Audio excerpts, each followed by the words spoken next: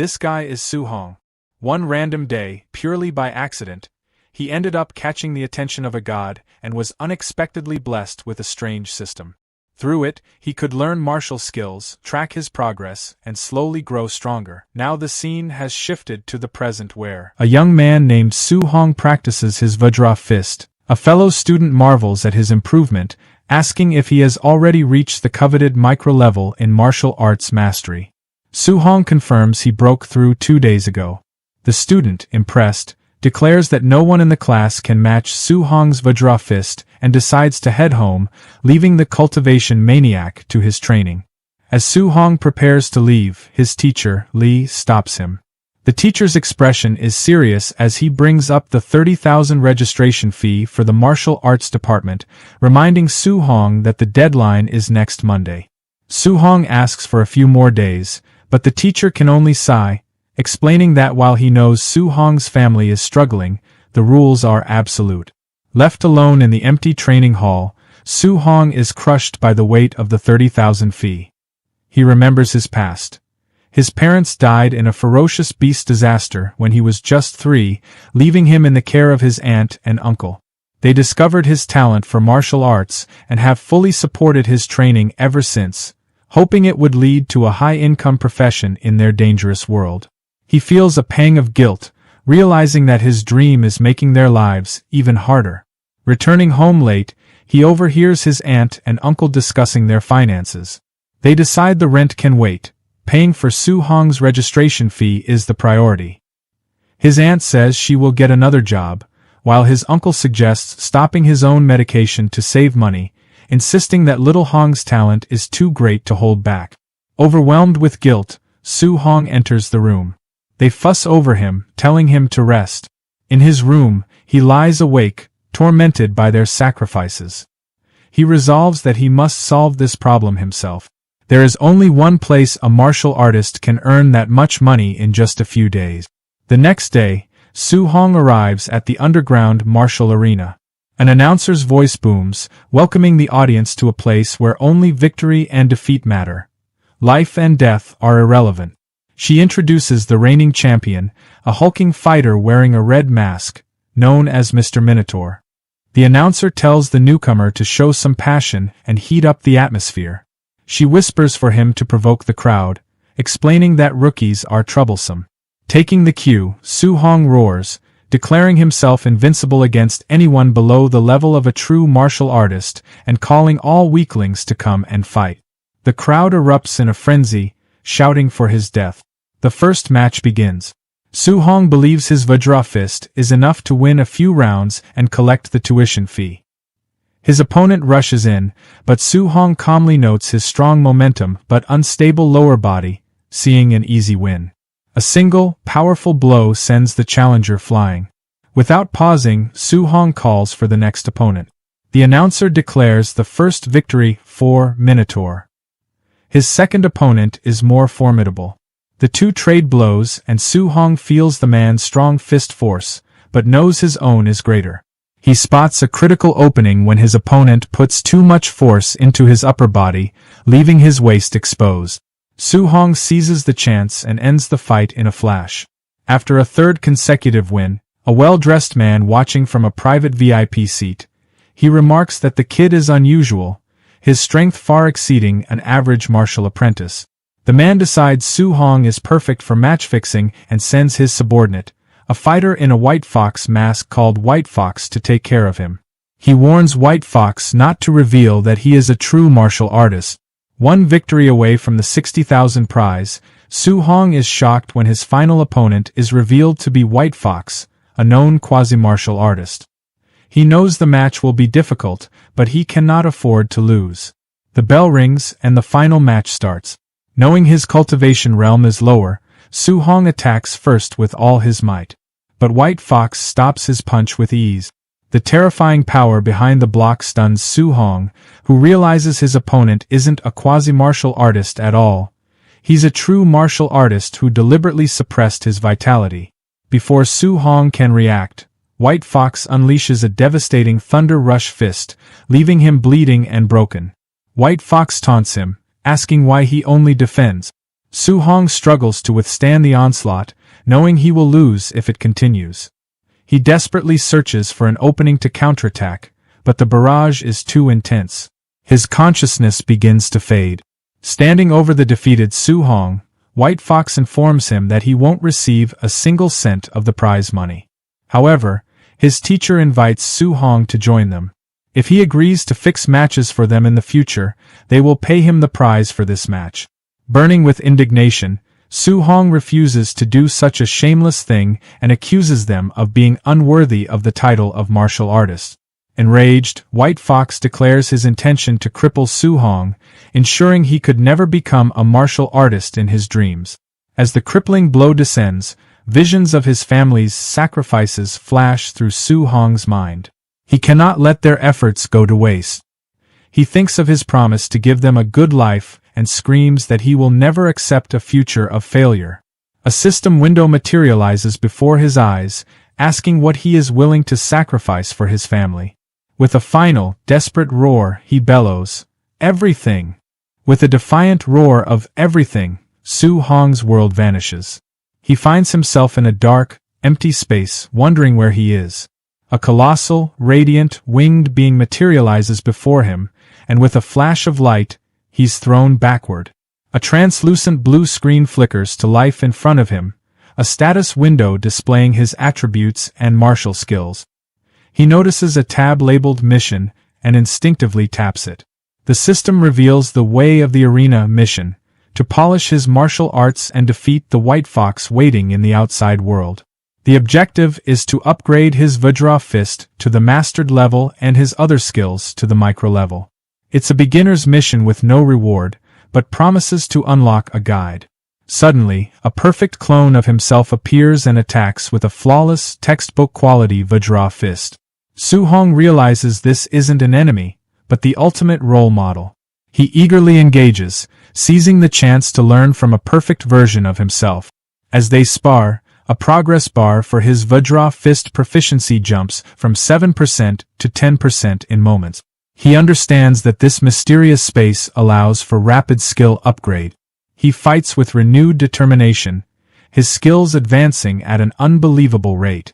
In what feels like an eternity of intense combat, his floating light palm and void step reach 100% and evolve to the micro level.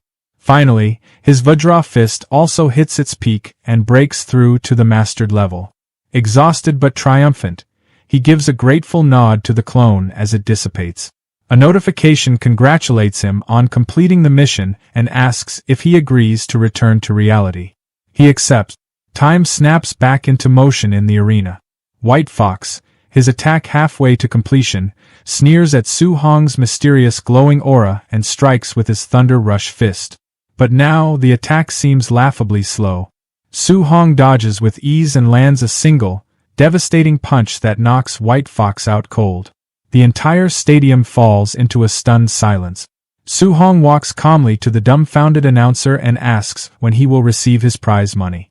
Jolted back to reality, she hastily declares Minotaur the winner of the 60,000 grand prize. In the VIP suite, the arena boss is in disbelief. He questions how a mere martial apprentice could possibly master the Vajra fist, a feat beyond most true martial artists. He furiously orders his men to follow Su-hong and uncover his true identity. Su-hong leaves the arena, sensing he's being followed. He slips into the dark alleyways, his movements fluid and sure, easily losing the thugs tailing him. An hour later, he arrives home and places the stacks of cash before his astonished aunt and uncle, who ask if he robbed a bank. Su-hong smoothly lies, explaining that the master of a dojo where he sparred was so impressed by his talent that he decided to sponsor his studies. His aunt remains skeptical, but his uncle proudly declares that their boy would never lie to them. Later, on the roof, Su-hong looks at his system window with a grin. His family's financial troubles are solved. The system notifies him that by defeating a higher-level opponent, he has earned 67 martial value points, which can be used to increase his vitality.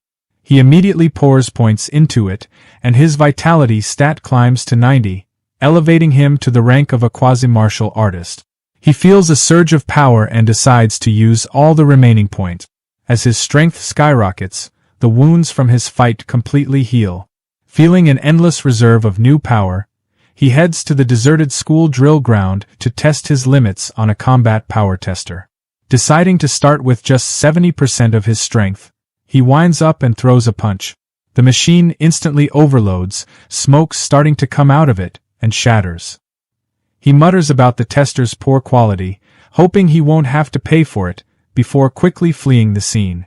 Moments later, a furious groundskeeper arrives, screaming about which bastard broke his equipment and vowing to punish the usual suspects. In the gymnasium of Star City No. 1 High School, students were buzzing with gossip. The main topic was Chen Shan, who had been beaten up after smashing a tester machine the previous night. A student explained that Chen Shan had been punished by the principal and forced to take the blame because he refused to admit to his actions. Their chatter was interrupted by the principal, who introduced his old comrade in arms, a Tier 3 martial artist named Chen Tian. The guest instructor announced he was there to teach everyone a C-rank martial art, the Thunder Rush Fist, and expected them all to learn it well. Hearing this, the protagonist, Su Hong, became determined. He knew that learning such a technique outside of school would cost a fortune, and he resolved to seize this rare opportunity. The instructor, Chen Tian, declared he would demonstrate the fist 10 times, and how much the students learned would be up to them. As the students marveled at seeing a Tier 3 martial artist for the first time, Su Hong recalled that this was the same technique the White Fox had used. Chen Tian began his demonstration. He explained that at the basic level, the Thunder Rush Fist emits a single sound of thunder. Mastery progressed through levels. 3 sounds for proficient, 5 for micro-level, 7 for mastered, and a full 9 sounds for the perfect realm. He advised the students to aim for just the basic level for today. Hours later, the students were exhausted and dejected, finding the C-rank art far too difficult to learn. Suddenly, Chen Shan, the school's top genius, successfully executed a punch with a single thunderous sound, reaching the basic level. The principal proudly pointed him out to Chen Tian, asking if he was interested in mentoring the boy. However, Chen Tian was unimpressed, remarking that in other cities, this was merely a passing grade. He lamented that the students were not up to his standards. As the two men walked away, Chen Tian commented on the cruel nature of martial arts, where talent was far more important than hard work. Just then, they were stunned by the sound of a 7-sound Thunder Rush Fist. A student had reached the mastered level after just half a day of practice. Chen Tian's shock turned to disbelief as he realized it wasn't 7 sounds, but 9. Someone had achieved the perfect realm. He urged the principal to help him find this prodigious student, but by the time they rushed back, the individual was gone. In the aftermath, Chen Tian was ecstatic. Witnessing the perfect technique had given him a sudden inspiration, allowing him to break through to the 8-sound level himself, a feat he thought he might never have achieved in his lifetime. Elsewhere, Su Hong walked away, reflecting on how exhausting the C-rank skill was. A look at his status panel confirmed his success. His Thunder Rush Fist was listed as perfect. His next goal was to earn martial values to break through to the rank of a true martial artist, and he wondered if sparring would be enough to earn them. Su Hong arrived at his workplace, the Raging Thunder Dojo. Inside, he saw a purple-haired youth named Li Yan berating and kicking another student. A friend explained that Li Yan was the disciple of a new, powerful instructor who was arrogant and taught his classes with disdain for the common students. Su Hong stepped in, stopping Li Yan's attack. Angered by the interference, Li Yan challenged Su Hong to a one-on-one fight in the arena, a challenge Su Hong calmly accepted. Their confrontation was cut short by the arrival of the new instructor, who announced that class was starting. Li Yan told Su Hong he was lucky and backed off, while Su Hong noted his opponent's arrogance. The instructor, Li Yan's master, declared he would only demonstrate the Raging Sea Spear technique once. Li Yan scoffed, believing it was impossible to learn from a single viewing. Su Hong, however, focused intently, absorbing the movements. After the brief demonstration, the instructor left the students to practice. While most were confused, Su Hong understood the technique's core principle. The spear must flow with the momentum of endless waves. He picked up a spear and began to practice, his movements fluid and precise. The other students watched in awe, whispering about what a martial arts prodigy he was. From a distance, Li Yan was shocked, unable to believe Su Hong had actually learned the technique so quickly. A friend warned Su Hong to be careful, as Li Yan was very strong. Undeterred, Su Hong approached Li Yan and asked for a match. Intrigued, Li Yan decided to test Su Hong's true ability, offering to give him some pointers. He attacked with a micro-level Raging Sea Spear technique, but Su Hong effortlessly countered, unleashing a proficient-level version of the very same skill. Li Yan was left completely stunned, unable to comprehend how his opponent had surpassed him in an instant. In a burst of pure martial skill, Su Hong defeats an opponent far stronger than himself. His system immediately confirms the win and rewards him with 35 martial points. Across from him, Li Yan collapses to the ground, stunned and unable to accept what just happened. He cannot understand how someone could bring the Raging Sea Spear technique to a proficient level in such a short time. The scene shakes him deeply, making him question the value of his own years of harsh training. As Li Yan's frustration reaches its breaking point, an instructor steps in at once, sharply scolding Li Yan for refusing to accept defeat and questioning his mindset as a martial artist. Clearly impressed, the instructor points out that Su Hong learned the technique simply by watching a single demonstration. Turning to Su Hong, he explains that Li Yan's arrogance led to his loss and that being defeated by a true genius will serve as an important lesson. He then sincerely apologizes for his student's poor behavior. Su Hong watches quietly, noting how quickly the instructor's attitude changed once his talent was revealed. On the way home, Su Hong reflects on the exhausting yet rewarding day. He opens his status screen and confirms his information. Name: Su Hong. Vitality: 91.7. The Raging Sea Spear technique now shows as proficient, and he has 35 unused martial points. His thoughts shift to the upcoming school exams. He knows that wealthier students have already bought high-grade alloy weapons. Since he enjoyed using the spear, he decides he will need to buy an alloy version as well. A quick search crushes his hope. A single alloy weapon costs a shocking 69,800. His savings are not even enough to cover his aunt's medical expenses, let alone such a purchase. Just as he begins to feel helpless, his gaze lands on a public notice. The city lord is recruiting martial artists to hunt the growing number of ferocious beasts in the Star City wilderness, with generous rewards offered. An idea immediately forms in his mind. He will hunt beasts outside the city. When Su Hong gets home, he finds his aunt and uncle inside. His aunt is carefully tending to his uncle's injuries, worried about why he keeps working so hard when Su Hong has already given them money. His uncle insists that Su Hong is still young and that they cannot rely entirely on him. He wants to save for Su Hong's future while he still has the strength to work. Su Hong greets them warmly. Although his aunt urges him to rest, he tells his uncle that he can earn money now and that his uncle should stay home to recover and take care of her. His uncle is clearly touched but says he cannot bring himself to do nothing. Su Hong reassures them that he is only earning a small amount for daily expenses and will not push himself too hard. His uncle reminds him that martial arts training is costly and that they want to support him as much as they can. Deeply moved by their selflessness and unwilling to see them harm their health, Su Hong becomes even more determined. He knows he cannot miss the opportunity to hunt beasts. Understanding how dangerous the wilderness is, Su Hong realizes he must strengthen himself first. Without hesitation, he spends all 35 martial points on vitality. He watches the number rise steadily until it reaches 95.2. 2 days later, late at night, Su Hong lies exhausted on the floor of the empty school gym. His status screen shows that every one of his techniques, from the Raging Sea Spear to the Void Step, has reached the perfection stage. His vitality now stands at 95.3. He knows he is only one step away from becoming a true martial artist. It took 2 full days of relentless training, but now that his preparations are complete, it is time to move forward. On Saturday, Su Hong stands in front of the Star City martial artist base. He did not expect it to be so far from the city center. After seeing it countless times on television, he is finally here in person.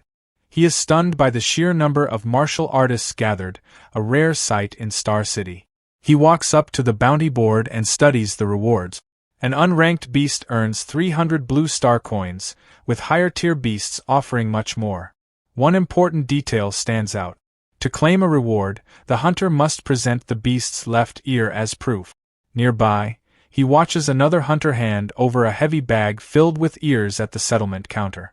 Suddenly, the crowd stirs as guards force people aside, shouting for everyone to make way for young Master Yi.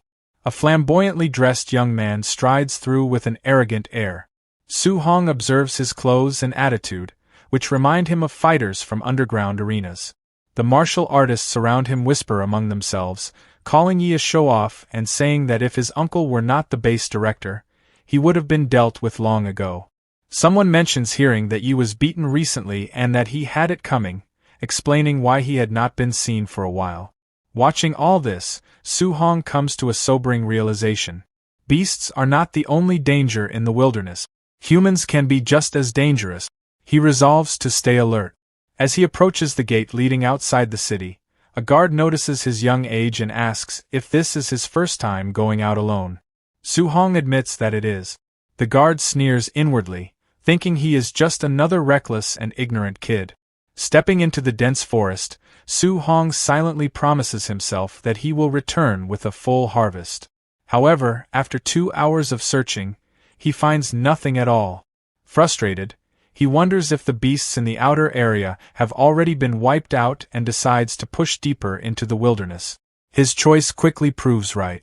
Before long, he comes face to face with a massive wolf covered in white fur, its red eyes glowing with menace. Su Hong recognizes it instantly from his studies.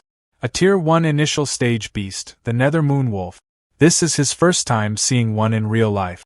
With a chilling howl, the beast launches itself straight at him. A red-eyed, white-furred beast suddenly lunged forward. It moved fast, feral and violent, but the warrior didn't retreat.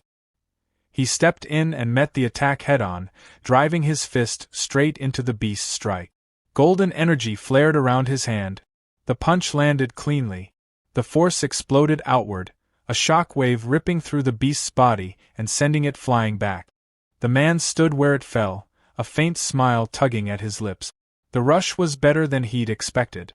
Fighting ferocious beasts felt addictive. His hand trembled slightly, not from fear, but excitement. He realized just how far he'd come. A Tier 1 initial stage beast, defeated in a single move. He couldn't help wondering how he'd fare against something stronger. Almost on cue, a heavy presence emerged from the shadows, a raging black bear, a Tier 1 middle stage ferocious beast.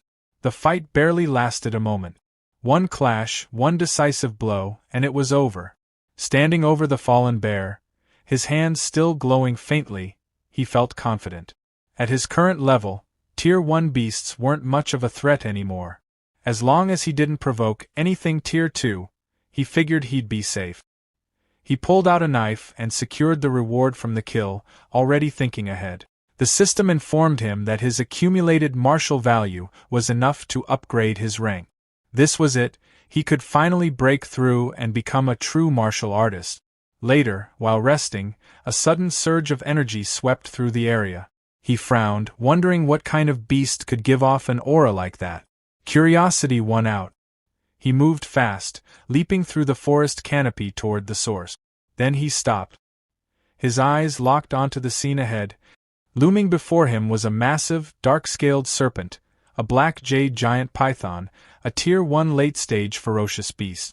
Nearby, another warrior was flung aside like a ragdoll, smashed into the ground by the python's overwhelming strength. The man didn't get back up. The warrior watched grimly as the brutality unfolded. Then he moved. Launching himself off a rock, he shot straight toward the giant snake. His kick landed in a blur, smashing into the python's head with terrifying speed. The massive creature reeled back, its head snapping away from the impact. Blood splattered across the dusty ground. Behind him, the first warrior lay still, his chest pierced, life already gone. The hero landed and coughed, wiping blood from his mouth. He steadied himself, then glanced at the fallen man. He muttered that he'd borrow the spear for a moment and picked it up. Weapon in hand, he faced the towering python, fully alert now. The serpent lunged, jaws wide, fangs flashing. He didn't back down. Holding his ground, spear raised defensively, he remembered that beasts at this level usually required several martial artists working together. But he also remembered how easily he'd crushed that middle-stage bear. And that made all the difference.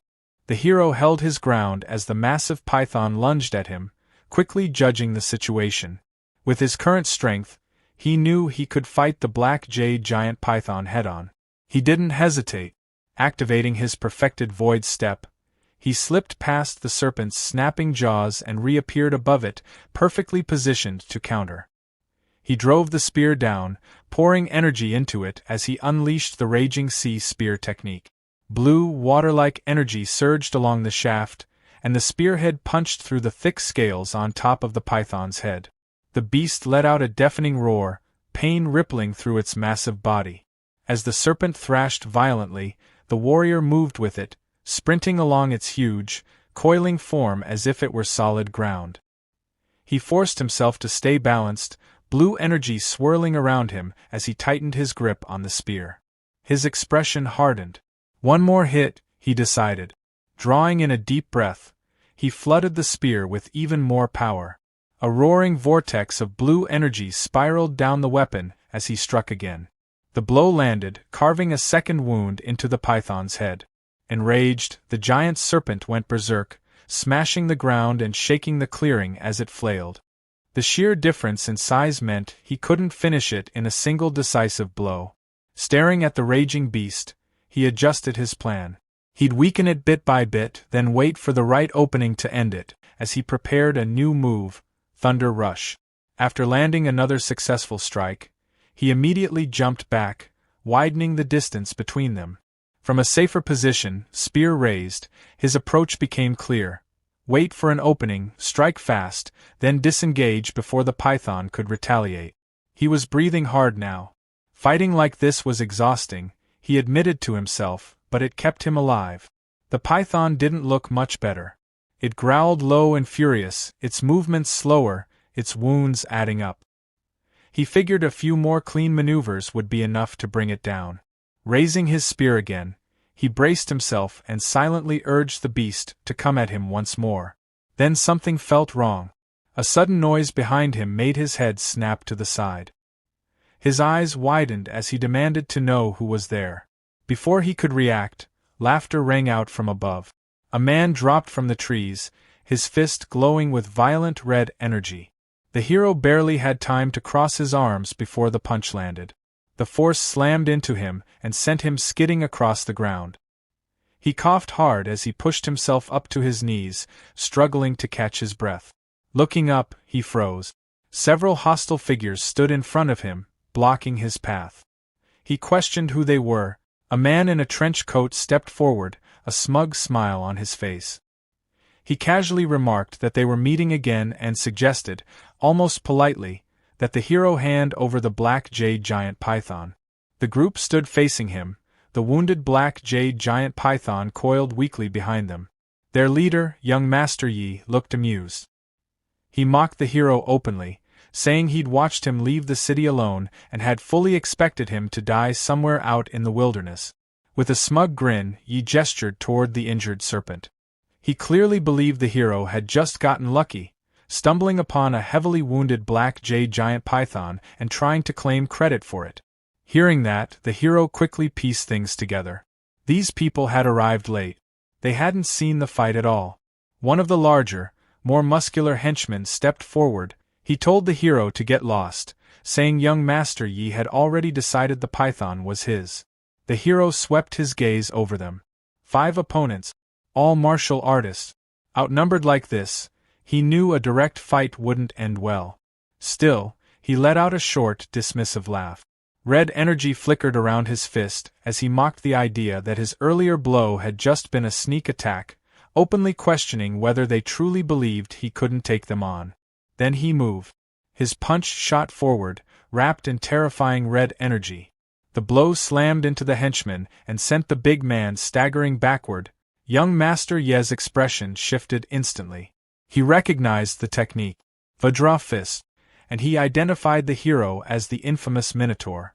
The hero blinked in surprise at being recognized, briefly registering the name, White Fox, in his mind. He raised a hand to his mouth, fury burning behind his eyes. He declared that the hero was the first person who had ever humiliated him so badly in front of others. The hero grabbed the spear and turned, sprinting straight into the forest. He didn't hesitate for even a second before shouting the order to kill him, pointing sharply in his direction as his men rushed after him. They chased him into the dense woods, branches whipping past as visibility dropped fast. Before long, they lost sight of him entirely. One of the men warned the others to stay alert. The terrain was perfect for an ambush. Another scoffed, brushing it off, questioning why they should be afraid of a single person. That was when it happened. The hero burst out of the shadows in a blur, slamming into the dismissive henchman from the side. Before anyone could react, his glowing eyes shifted to the next target. He moved again, impossibly fast, cutting down a second pursuer in one clean motion. The body hit the ground hard, lifeless. Young Master Yi stared in disbelief. He couldn't process that kind of speed. One of the remaining men shouted in panic, recognizing the technique. He called it the Nine Echoes Thunder Rush Fist, perfected to a level even Tier 3 martial artists struggled to reach. He dropped from the trees without warning, striking another henchman from behind. The body tumbled across the ground and landed right at the feet of young Master Yi and his last remaining subordinate. The final subordinate panicked, begging Yi to leave immediately. He insisted the hero was far too strong to deal with. Yi didn't even consider it. He angrily dismissed the idea of retreat, staring into the forest with bloodshot eyes. He declared that no matter what, he would kill the hero today. From the shadows, the hero watched him closely. The hero moved without hesitation, striking down the last remaining henchman. When it was over, young Master Yi stared at the scene in disbelief, fury twisting his face. He cursed under his breath, unable to wrap his head around how the hero had grown this strong in just a few days. The hero suddenly vanished from Ye's sight. He spun around instantly, only to find empty air behind him. Before he could relax, the hero reappeared again at his back, already poised to strike, but this time, Yi reacted a split second faster. He turned sharply and launched an attack of his own. Fury twisted Ye's face as blue energy erupted around him. He flatly refused to accept that he could lose here, forcing his power upward. With a sharp gesture, he extended a finger and fired a concentrated beam of blue energy, his void-breaking finger. The hero barely managed to deflect the blast with the spear. He didn't stop. He snarled and unleashed a non-stop barrage. Explosions tore through the forest. Trees shattered, dirt blasted upward, and the hero was forced on the defensive, constantly parrying and dodging as energy beams detonated around him. Even while being pushed back, he stayed focused, quickly judging the technique's strength. From the sheer output alone, he figured it had to be a B-rank skill. He pointed at the hero and screamed that he'd memorized his face. If the hero dared hurt him any further, Yi vowed he'd wipe out his entire family. That threat landed wrong. The hero's expression went cold, all warmth draining from his eyes. In the next instant, the hero closed the distance between them. He yelled that his uncle was a supervisor at the martial artist base, that his father was a powerful figure, anything to survive. It didn't help. In a flash, the hero appeared right in front of him, red energy blazing around his fist. He remarked flatly that Yi had been more tolerable when he was acting superior. The punch came down like a verdict. Ye's body crumpled and crashed to the ground, broken and defeated. The hero stood over him, breathing hard, red energy still rolling off his body. He stated coldly that Yi never should have dragged his family into it. Barely conscious, blood pooling beneath him, Yi looked up in disbelief. He stammered that it was impossible, that the hero wasn't even a full martial artist. The black jade giant python's tail slammed down with crushing force, ending him instantly. The hero turned away and looked back toward the serpent. He'd spent too long dealing with the intruders. The giant python had fully recovered its stamina. In the forest clearing, the masked follower stared at his injured companion on the ground. He muttered to his partner that this kid was seriously not right. The other follower asked nervously where young Master Yi was, and if he had finished the job. Before they could speculate further, a rustle from the trees made the masked man turn sharply. The masked follower called out that he had finally decided to show himself. He lifted his weapon, adding that he wouldn't go easy on him. But Hero was already on the move, spear in hand. He shouted for them to get out of the way as he shot forward like an arrow. The reason for his urgency became horrifyingly clear a second later. A monstrous snake burst from the undergrowth. The snake struck fast, its jaws snapping around one follower. A terrible scream was cut short.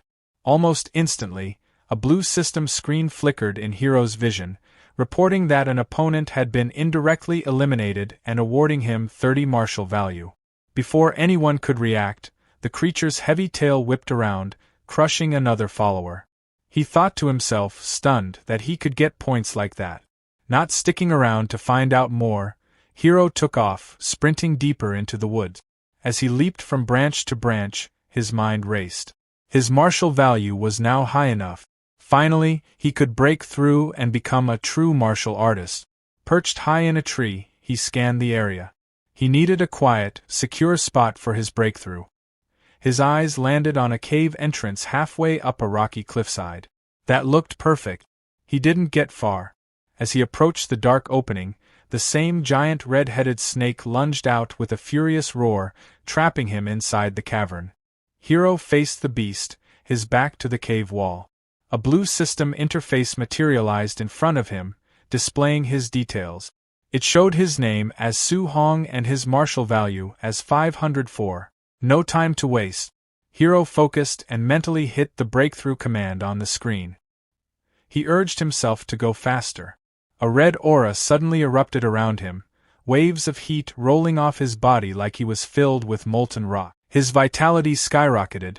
His vitality reached 100. Then, a brilliant notification appeared stating he had broken through to a Tier 1 martial artist. He said to the cave air that he was now a real martial artist. He turned his gaze back to the giant snake, his eyes gleaming. He announced that it was his turn.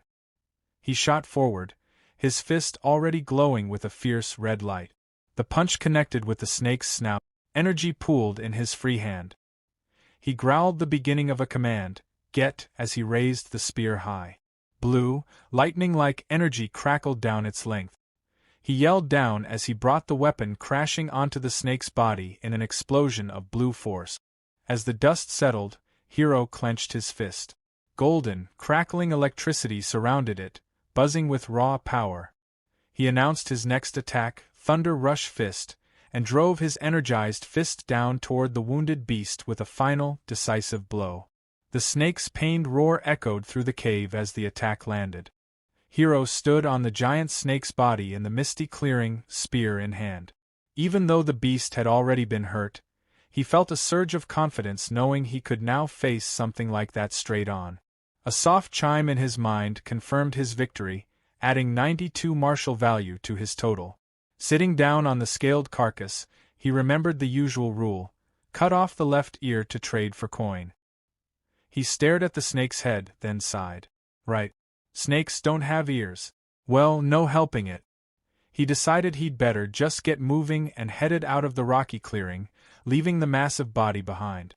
Walking through the sun-dappled forest with his spear slung over his shoulder, he eventually came across another body, this one with blonde hair. It was young Master Yi. Hero looked down at him. "You got off easy," he said quietly. Crouching, he began to search the young master's belongings. His main hope was finding that high-level martial technique Yi had used in their fight.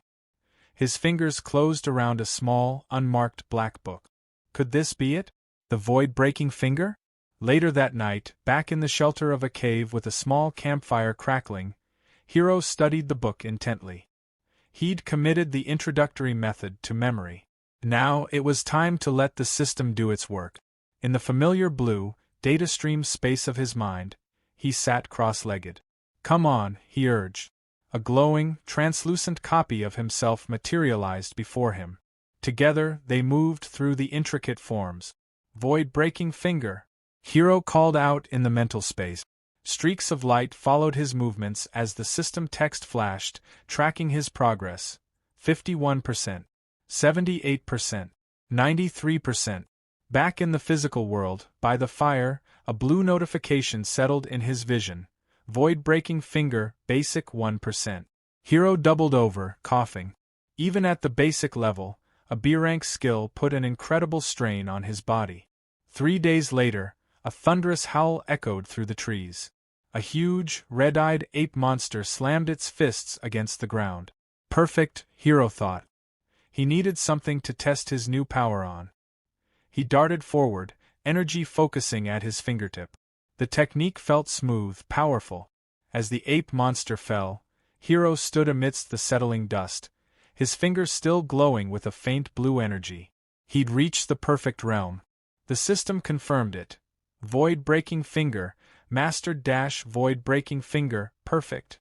The power was absolutely worthy of a B-rank skill. The martial artist base was in an unusual state of quiet when he arrived. Inside, the main hall was buzzing. A crowd watched as one man at the counter collected a hefty payout of 230,000 blue star coins, murmurs of admiration rippling through the onlookers. Another group, the Thunder Squad, was being praised for their haul of Tier 1 beasts. When it was Hiro's turn, he hoisted a large, heavy bag onto the counter. The woman working there peered inside, and her eyes went wide. She started counting, her voice rising with disbelief as she announced the total. 406,000 blue star coins from 72 initial stage, 83 middle stage, and 17 high stage Tier 1 beasts. A cold sweat prickled on Hiro's neck.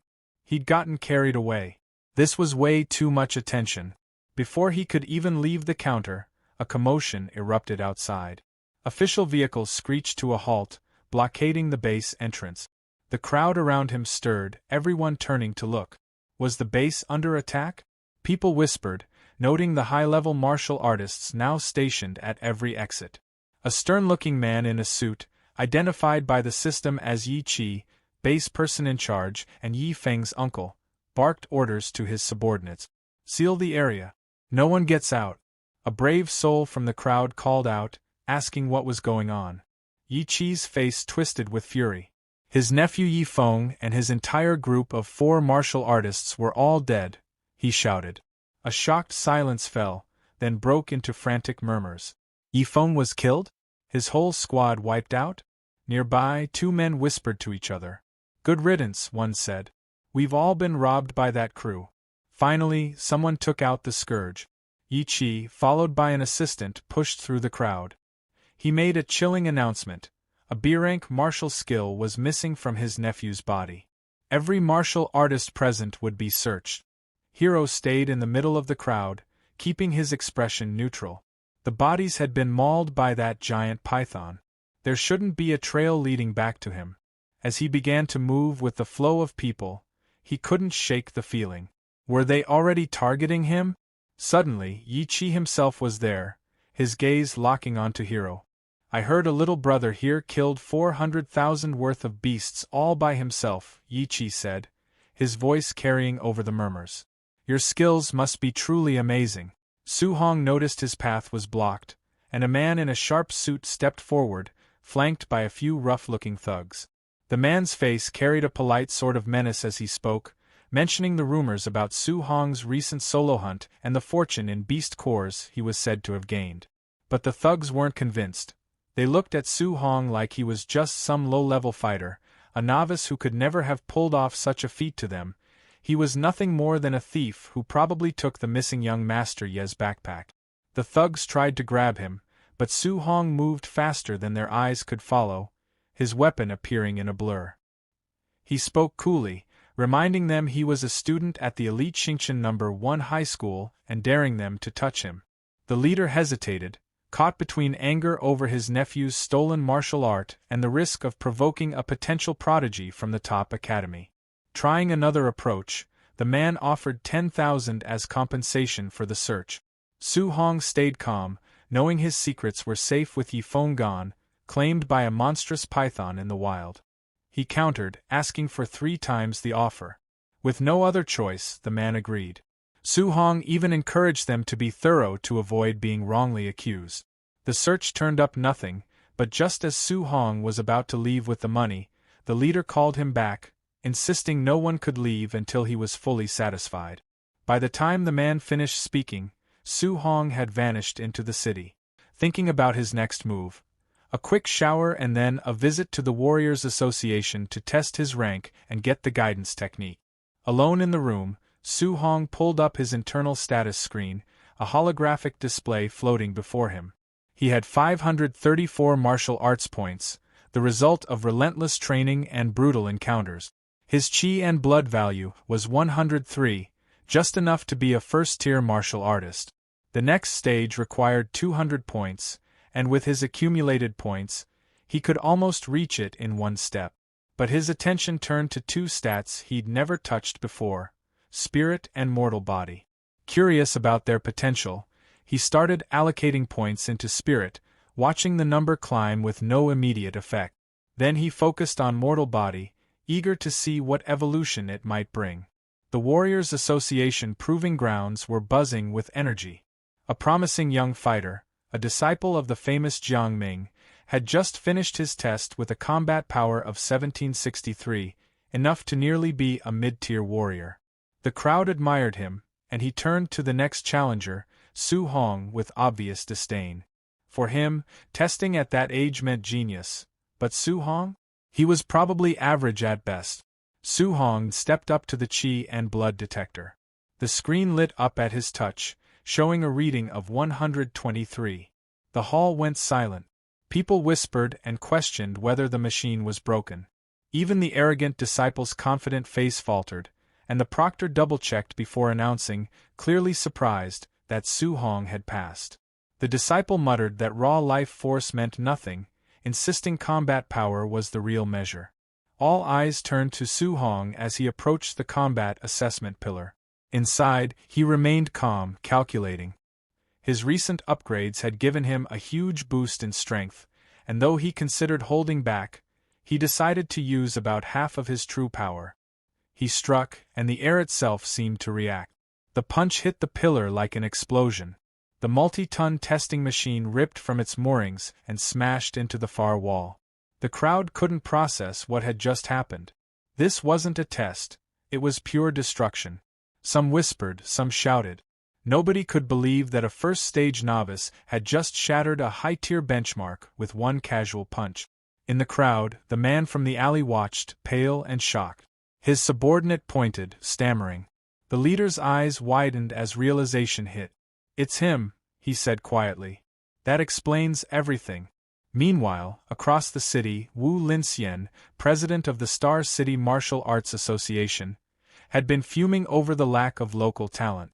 Her office door burst open, and an assistant delivered frantic news.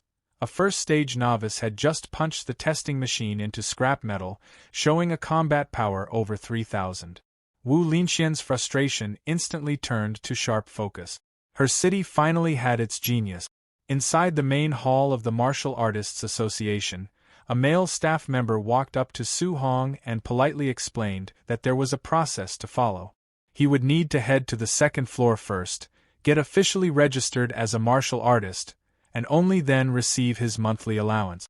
Su Hong gave a quiet thanks and was about to move, when a cool, commanding voice cut in, saying she would handle it herself. The staff member immediately straightened, clearly aware of who had spoken. From the second-floor balcony stood a woman with long golden hair. Her eyes landed on Su Hong as she calmly confirmed his name, then introduced herself as Wu Linxian, the president of the Star City Martial Artists Association branch. With a simple gesture, she told him to come along. Su Hong followed without hesitation, though inwardly he was surprised. He hadn't expected the association's president, someone rumored to be a Tier 5 martial artist, To feel so overpowering just by standing there. Once inside her office, Wu Lingxian casually asked if he studied at Star City No. 1 High School. She mentioned that old man Liang had complained before, saying the school had only produced 2 average Tier 1 martial artists this year. What no one realized, she said, was that an exceptional talent had been quietly sitting among them the whole time. Su Hong felt more puzzled by the minute. He explained that he'd only come to register, collect his allowance, and pick up a guidance technique. Wu Lingxian brushed that aside. His ID and allowance were already taken care of downstairs. As for the guidance technique, she said she would teach him personally. Standing in front of him, she asked how much he understood about guidance technique. Su Hong answered honestly, repeating what the textbooks taught, that heavenly and earthly spiritual keys had different attributes, and guidance techniques were used to absorb them and strengthen the body, as long as the attributes matched. Wu Lingxian smiled slightly and said the explanation wasn't wrong, just incomplete. Guidance techniques weren't limited to cultivation alone. As she demonstrated her heavenly fire guidance technique, a flame appeared in her palm, growing stronger until blazing fire wrapped around her fist. She explained that it absorbed fire attribute spiritual keys, reinforced the body, and could directly enhance attacks with fire-based power. Once the attribute could be released outward, the range and impact of attacks increased dramatically. With a smooth motion, she sent a stream of fire forward before casually adding that most martial artists considered it impressive if their attacks carried even a faint trace of attribute power. Su Hong reevaluated everything he thought he knew. He'd always believed guidance techniques were strictly for absorption. None of the books mentioned combat use. Wu Lingxian continued, explaining that heavenly and earthly spiritual keys carried 7 attributes: mental, wood, water, fire, earth, lightning, and wind. Each had different strengths, with lightning leading in raw offensive power, followed by mental and fire. But in the end, what mattered most was compatibility. She picked up a red crystal from her desk and explained that it was used to measure compatibility. The brighter it glowed, the higher the match. Most martial artists fell around 20 to 30%. Even her own 80% was considered exceptional. Given his talent, she expected him to surpass 90. Su Hong accepted the crystal, thinking that if someone like her had reached Tier 5 with 80%, then 70 would already be impressive for him. The crystal answered immediately. A brilliant red glow filled it almost completely, lighting up the office. Wu Lingxian stared in disbelief as the result became clear: perfect fire attribute compatibility. She explained quickly that this meant he could absorb fire spiritual keys with no loss at all. By comparison, her own absorption wasted 20% every time. That alone placed his potential far beyond hers. She admitted she never imagined Star City could produce someone on par with the top talents from the Imperial Capital or Magic City. As Su Hong looked at the crystal, another thought crossed his mind. Fire was strong, but lightning suited him better. The crystal reacted again, this time bursting with a dazzling golden glow. After a brief pause, Su Hong quietly noted that his lightning compatibility also appeared to be perfect. Wu Lingxian struggled to process it. Dual attributes, both flawless. Before she could fully react, the crystal continued responding. Wind followed, then the others. One after another, every attribute reached the same result. 7 attribute. All perfect. Wu Lingxian sank into her chair, her past achievements suddenly feeling distant. She remembered being praised as a top genius herself, reaching Tier 5 before 30. But standing in front of someone who broke every rule, she realized how different the gap truly was. For Su Hong, 7 perfect attributes felt both like a gift and a weight. Giving up any of them seemed unbearable, so he asked for copies of all 7 guidance techniques. Wu Lingxian reacted sharply, warning him that human energy was limited. Even the most gifted martial artists usually focused on 1 or 2 attributes. She recalled someone who tried to cultivate all 7 and never advanced past Tier 1, even after decade. Su Hong didn't argue. He simply said he wasn't ready to choose yet. He wanted to try first. After a moment, Wu Lingxian agreed, reminding him not to waste such rare talent. She then brought up the upcoming monthly school exam. With tensions rising at the all-heaven battlefield, and the threat of war with the 10,000 races looming, nations were pouring resources into a genius training camp. She planned to recommend him. If he took first place in the school exam, he'd qualify automatically. Hearing about the 10,000 races stirred memories from over a decade ago, when Su Hong lost everyone except his uncle and aunt. His resolve settled firmly. He would become stronger. That kind of loss would never happen again. When he returned home, he excitedly told his uncle and aunt that he was now an official martial artist. Their reactions were immediate: joy, relief, and emotion all at once. He explained that a Tier 1 martial artist received a monthly allowance of 10,000, meaning his uncle no longer had to push himself to exhaustion. They called him the family's support. Su Hong took a steady breath. From this point on, they were protected. That night, just past midnight, he tested the guidance technique. Sitting quietly, he circulated his energy. His eyes glimmered faintly as he punched forward. A small flicker formed around his fist, but instead of fire, only thin smoke drifted out. He frowned. This felt far weaker than expected. Then a notification appeared, confirming that he had successfully learned the guidance technique. Checking the details, he saw it was only level 1. That was when a new idea took shape. If guidance techniques had levels, then maybe this was something only he could push far beyond its limit. Su Hong stared at the system interface, still unable to wrap his head around one thing: how guidance techniques were actually upgraded. He tried pouring martial value into it the same way he had done with his other skills. The system responded instantly with a warning saying his martial value wasn't enough. Seeing that, he didn't push further. There was no point forcing it. He reasoned that it made more sense to slow down, focus on cultivation first, fully grasp every guidance technique, and then worry about earning more martial value later. With his plan set, he settled into cultivation. He worked on all the guidance techniques at once. Almost immediately, a fierce, blazing aura burst out from his body. Hours passed in silence. One after another, the Thunder Guidance Technique, Water Marsh Guidance Technique, Thick Earth Guidance Technique, and Spirit Wind Guidance Technique all reached level 1. Inside him, 7 different spiritual keys now existed together. The problem showed itself right away. The energies didn't cooperate. They pushed against each other aggressively. At that moment, Su Hong finally understood what President Wu had warned him about. There really had been geniuses in the past who tried cultivating 7 techniques at once, and never moved beyond Tier 1. The energy inside his body turned violent. Pain spread as his veins stood out sharply and sweat streamed down his face. Even though all 7 attributes were present, he realized he could only activate 1 at a time.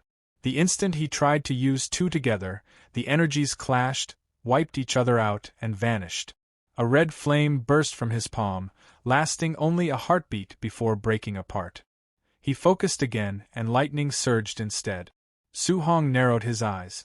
Fire and lightning were naturally close in nature. Could they really not be combined? He tried again. The result was the same. Annoyance crept in, but he didn't stop. He tried again. And again. Time slipped by unnoticed until the sky began to lighten. His breathing turned rough, his clothes soaked, his arms shaking from fatigue, but he kept going. Lightning surged once more. This time, he forcefully dragged the fire along with it. Energy exploded outward as he pushed through with everything he had. And finally, it worked. After an entire night of non-stop attempts, lightning and fire fused into a single force. Without wasting time, Su Hong decided to test it properly. He headed straight to the Star City Martial Arts Square. This time, he chose a Tier 3 combat power tester, not interested in repeating his past mistake of destroying equipment. Previously, using only half his strength, he had hit 3,000 combat power. Now, he limited himself to just 30%. He threw a punch. The number jumped past 2,300. Su Hong paused. By his estimate, it should have been closer to 1,800. That was nearly a 500-point difference. If pure lightning already gave results like this, what would happen when combined with fire? Energy gathered again in his palm. When he struck, the tester shook hard as the number shot past 3,000. A small smile appeared as he looked at his hand. With thunder fire combined and only 30% output, he had already surpassed a high-stage Tier 1 martial artist. And his vitality was only 123. That kind of potential felt overwhelming, and this was with just 2 attributes. His thoughts immediately jumped ahead. What if he combined all 7? Lightning crackled and flames swirled in his palm as he made his next decision. He would attempt 3 attributes next. Later, on the rooftop of his home, Su Hong lay flat, shirtless, staring at the sky. After countless intense attempts, he finally accepted the truth. Merging 3 attributes was far harder than merging 2, several times harder. No matter how he adjusted or experimented, there was no real progress. That was when the answer clicked. The issue wasn't his control. It was the level of his guidance technique. He checked the system again. All of them were still stuck at level 1. And the monthly exam was tomorrow. For now, what he needed most was more martial value. The next morning, Star City No. 1 High School was packed. Students filled every corner. The principal announced that today's exam would be different. Due to rising pressure on the front lines, a large-scale genius training camp was being set up to prepare for future conflict. The rewards were insane. Top-tier resources, martial arts manuals, pills, and even grandmasters as instructors. The top 3 students in this exam would earn a spot in Star City's training camp. The crowd erupted. A genius training camp. Someone whispered that one of the instructors was a Tier 7 grandmaster. That alone sounded unreal, especially when the principal himself was only Tier 3. Ambition lit up faces across the field. Su Hong focused on one detail only. Top 3. Ranking high wasn't enough. A friend moved up beside him and dropped some unexpected news. Shen Shan and Li Tu had both broken into Tier 1. Many students had reached the basic level of Thunder Rush Fist. Su Hong had been gone for 10 days, and during that time breakthroughs had piled up.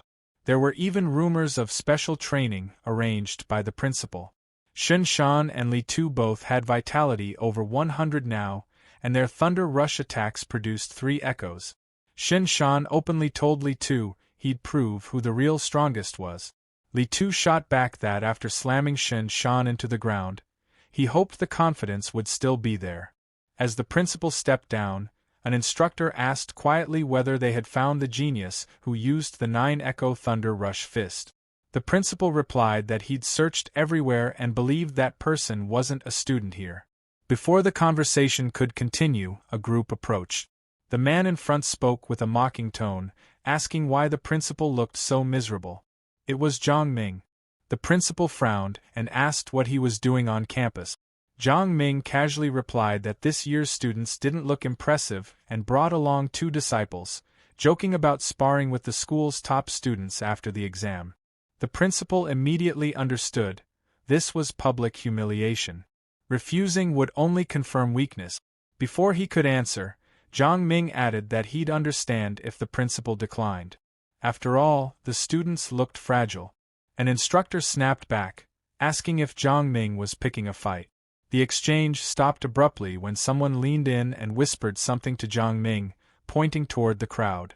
Zhang Ming followed the direction and spotted Su Hong standing calmly among the students, a faint smile on his face. Recognition hit instantly. So he really was from No. 1 High School. Zhang Ming cursed inwardly and gestured to his disciples. Facing that boy meant guaranteed loss. Rather than embarrass himself, he laughed it off, saying he'd only been joking. There was no competition at all. His disciples played along, pretending to back down. The principal and instructor were furious. Soon after, the exam officially began. The first match was announced. Number 665, Shang Peng, versus number 666, Su Hong. As they stepped onto the stage, Su Hong's friend grew nervous.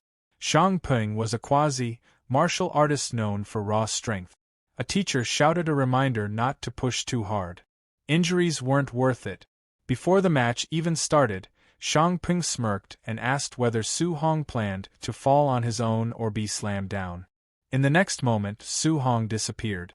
Before anyone could react, he appeared behind Shang Ping, grabbed him with one hand, and drove him straight into the floor. The arena went quiet. His friend and the teacher stared, swearing softly. They couldn't understand when Su Hong had reached this level. One move. Complete victory. As the dust settled, Su Hong stood alone at the center of the stage. Su Hong stood over his defeated opponent again, calm as ever. The crowd completely lost it. They shouted that Su Hong had won again, and asked how he was even that strong. Some of them started guessing that he might already be a Tier 1 martial artist. Excitement kept rising as people reminded each other that the next match would decide the champion.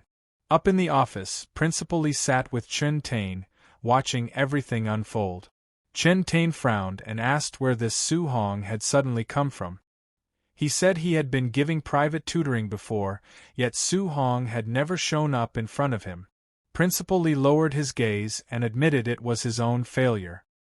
He said he should have discovered such a promising student earlier.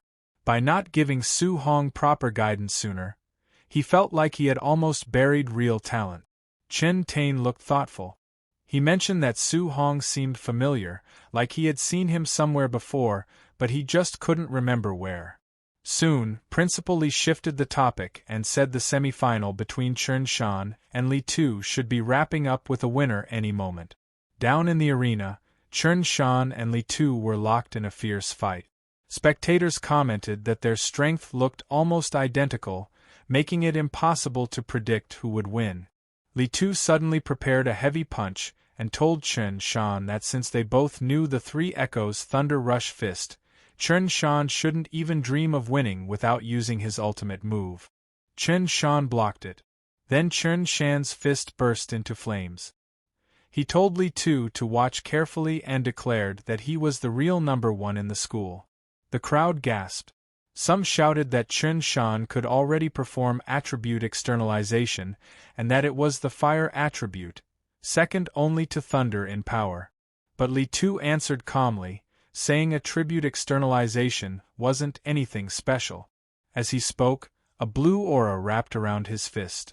Spectators immediately reacted, saying Li Tu could use it too, and his was the metal attribute, known for even stronger combat power than fire. Li Tu then added that he had more to show. He unleashed the 5 Echoes Thunder Rush Fist. The two clashed violently. Chen Tain observed that in just around 10 days, Li Tu had mastered attribute externalization and pushed his Thunder Rush Fist to the micro-level. He admitted Li Tu's talent was impressive. Principal Lee calmly said there was no need to even watch the final. With micro-level Thunder Rush Fist and the metal attribute, Su Hong had no way of beating Li Tuesday. He added that it was a pity. If Su Hong had learned a guidance technique and Thunder Rush Fist, he might have stood a chance. Off to the side, a man suddenly proposed a bet. He offered 50,000 that Su Hong would take first place and asked if Principal Lee and Chen Tain were interested. One of them called him crazy, pointing out that while Su Hong was strong, he didn't even know a guidance technique. What could he possibly use to win? The man laughed and said since they were so confident, he would gladly take their money.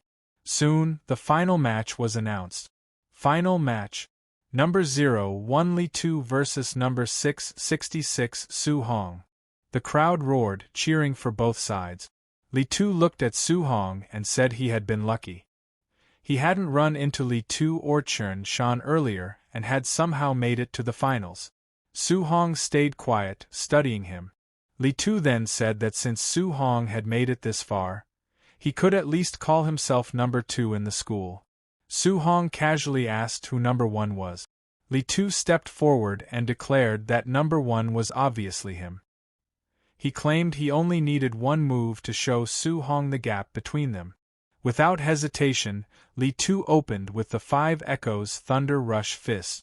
The audience was stunned. They wondered if he really needed to go that hard right from the start. Some already declared it over, saying once that move came out, Su Hong had no chance.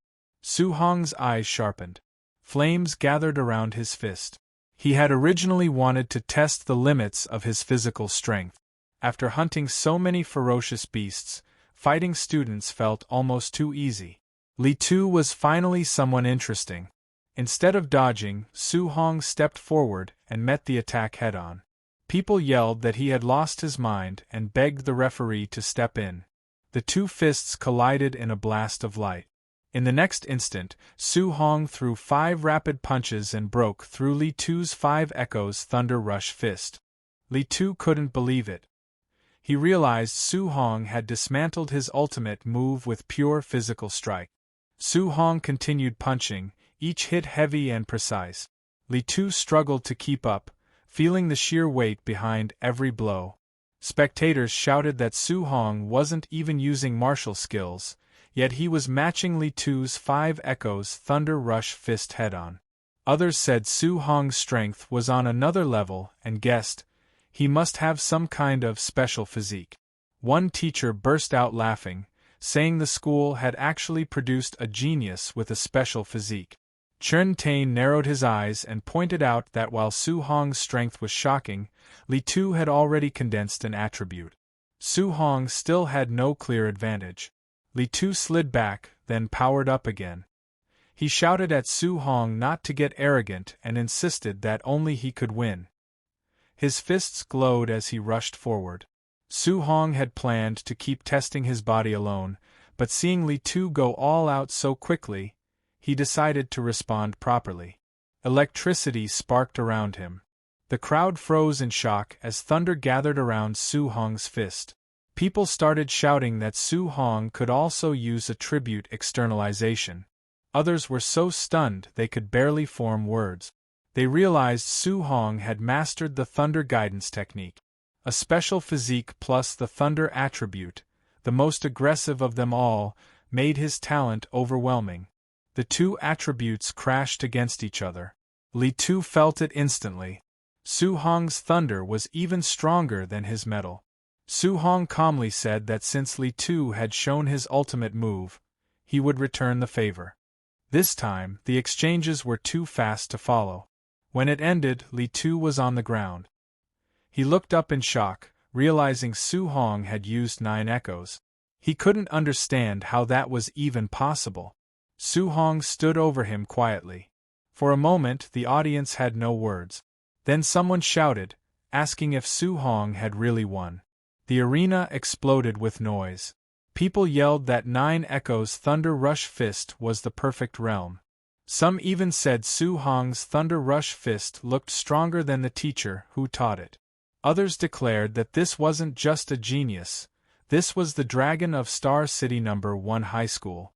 Chen Tain stared at Su Hong and muttered that 9 echoes shouldn't even be possible at this level.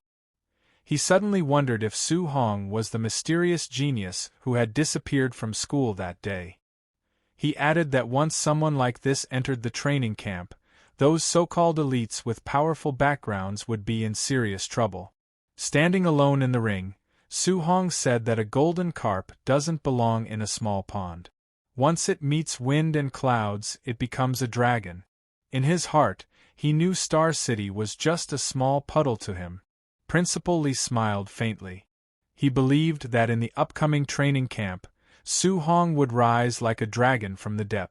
The Magic City, the Imperial Capital, even the battlefield of 10,000 races, those were the stages where someone like Su Hong would truly shine.